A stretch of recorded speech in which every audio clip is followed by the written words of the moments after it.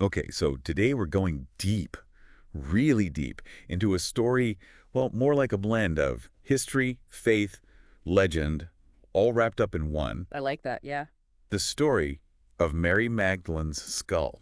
Oh, wow. It's housed in this incredible basilica in France, the Basilica of Saint-Maximin-la-Sainte-Baume. Okay. And we're going to be using this excerpt. It really digs into like all the history and traditions around this relic. Try to figure out how it became such a powerful symbol. I'm intrigued. Get ready for a trip, mental trip, of course, to the Yeah. south of France, Ooh la la. where let's just say history and faith collide in some pretty unexpected ways. It's interesting, because you think about this story and it really kind of represents this turning point, Yeah. like Christianity spreading beyond like its origins in the Middle East. Yeah, totally. And, our source talks about that traditional story, Mary Magdalene fleeing persecution in the Holy Land after, well, after the crucifixion. Right. But it's not just her alone, right? Right. She travels with this whole group of early Christians all the way to the south of France. Wow. Talk about commitment. Yeah, that's a serious journey. Can you imagine? No. Like the distances back then, the dangers, all to spread their beliefs. It really says something, doesn't it, about their dedication, the strength of those early communities. Yeah, it wasn't just about one person's faith. Right. It was about taking action as a group to really plant Christianity in new places. Exactly. It was a collective effort. It really makes you see the human side of history.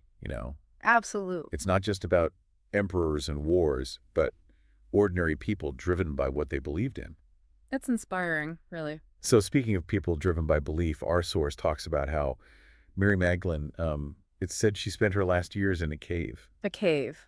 Yeah, Sainte-Baume, it's pronounced. Okay. Living a life of solitude and prayer. Wow. That's pretty intense. And then centuries later, her relics are rediscovered.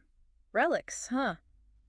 That's interesting because this discovery happens to coincide with a period in history when, like, relic veneration was huge in medieval Christianity. Like, what do you mean by relic veneration? So people believed that objects associated with saints, like, they held some kind of spiritual power, a direct connection to the divine. So it's not just like a historical artifact. No, not at all. Having a relic, it could have real-world implications. Like what?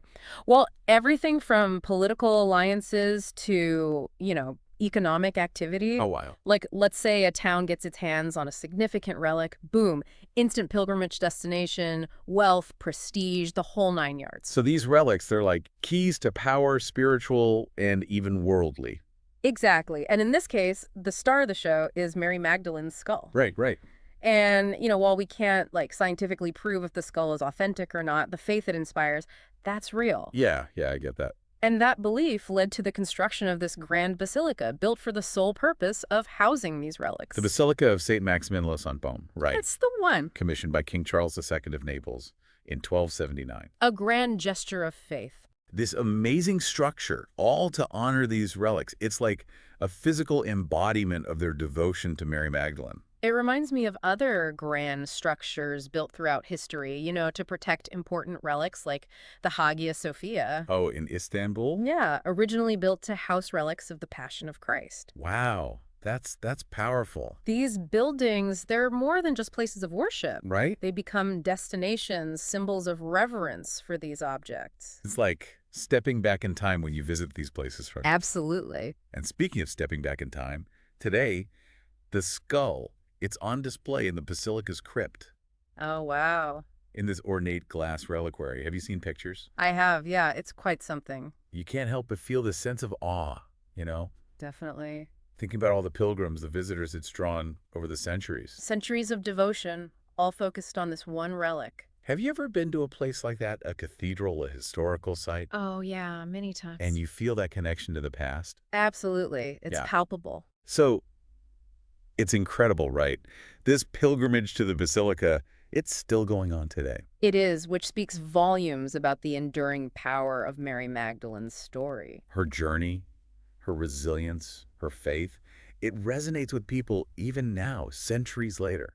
It's a timeless story, really. So just to kind of recap, we've seen how Mary Magdalene's skull, it's not just a relic, it's a symbol tied to history, faith, and unwavering devotion. Right. It tells us about the early spread of Christianity, the role relics played in shaping society, and the enduring strength of belief. It's a fascinating intersection of history, faith, and human experience. It really is. But beyond the physical object itself, what part of Mary Magdalene's story do you find most compelling?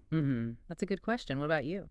Well, for me, I think it's her unwavering faith through all the trials and tribulations, her strength. Yeah, I can see that. Her journey is definitely inspiring. It makes you think, doesn't it? It does. And remember, this is just scratching the surface. Oh, yeah, there's so much more to explore. There's a whole world of history and belief surrounding Mary Magdalene waiting to be discovered. So much more to the story than meets the eye. Exactly.